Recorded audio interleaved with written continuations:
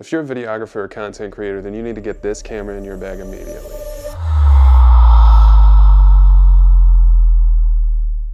This is the Sony ZV-E10 Mark II. This camera just came out last month, and I was always a huge fan of the ZV-E10 Mark I, but I never got one. So I decided to jump on the wagon and get the Mark II as soon as it came out. Here's why. This camera basically has the same sensor as the Sony FX30, which the FX30 comes in at about $800 more than this camera.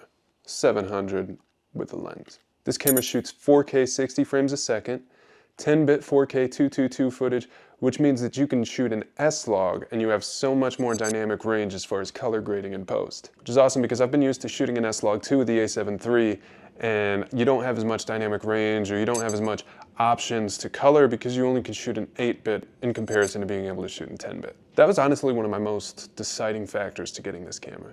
And obviously the price point. I want to talk for a minute about the lens. This is the kit lens. It's the 16 to 50 millimeter lens. It's got a 3.5 to 5.6 aperture, and it's honestly pretty impressive. For a kit lens, I would not expect it to be as good as it is.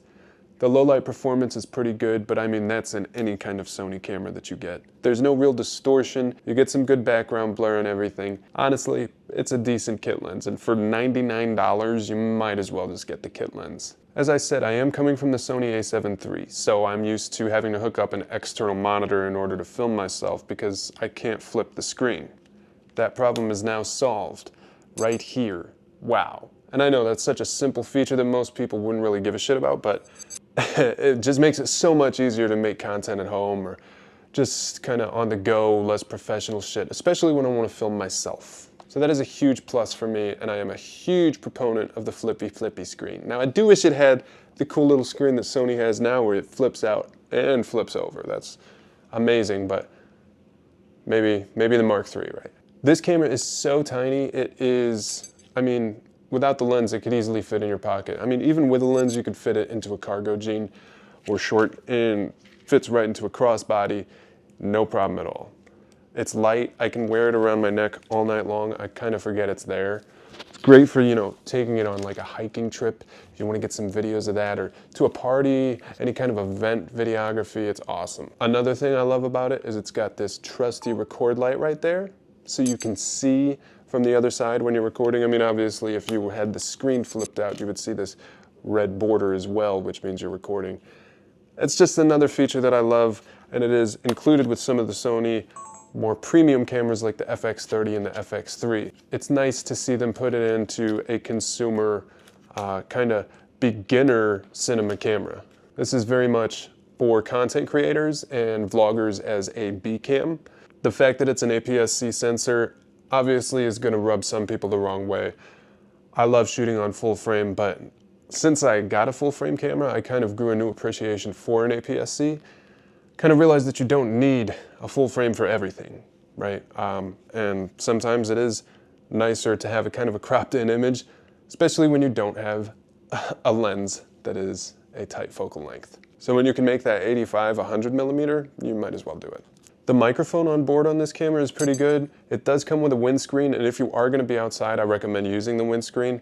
I think because of the positioning of the microphone being on top of the camera, it just catches so much more wind. You can almost not hear any of the audio.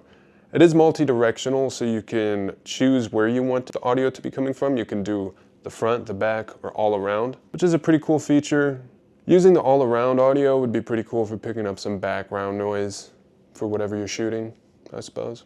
It's got a few different settings as far as a Cine-Vlog mode. Basically, it just gives you two black bars at the top and the bottom, and you can throw in a filter on there.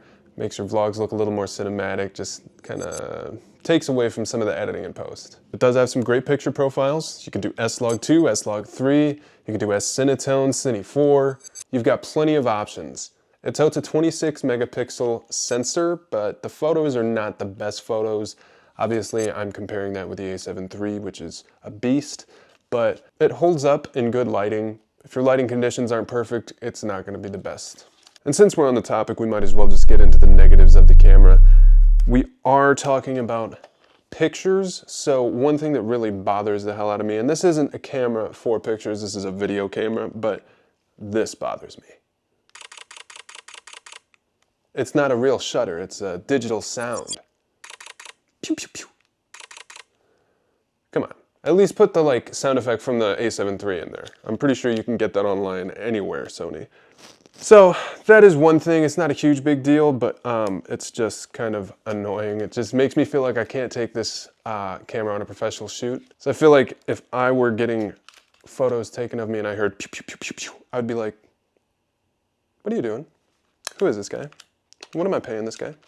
Another thing that is kind of a downfall is the lack of IBIS in this camera. Now this is something that I knew before I got the camera, so I'm not gonna harp too much on it. All I'm gonna say is if you wanna use the optical steady shot, you're gonna have a little bit of a crop, which sucks because you already have a crop from the APS-C sensor. If you don't wanna use the optical steady shot, I would recommend putting a neck strap on, figuring out how to keep your footage steady, or getting a gimbal and kind of keeping it with you, because the footage is very shaky. And if you are going to be using it in a professional environment, then you definitely 100% need to use a gimbal. I do think out of all of the things, that is my least favorite, but honestly, work around it. Put it on a tripod, shoot stationary, grab your gimbal, bring your gimbal with you, learn how to do the filmmaker walk, you know, you'll figure it out. Yeah, those are my big complaints. I have heard things about it overheating, but I haven't had any issues with it myself.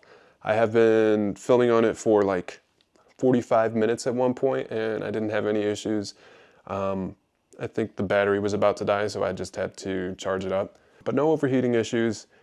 I will take all of those reviews with a grain of salt because I have only seen like 2 of them talk about overheating, and I've watched like 100 reviews on this camera. So I'm glad I could join the club of reviews.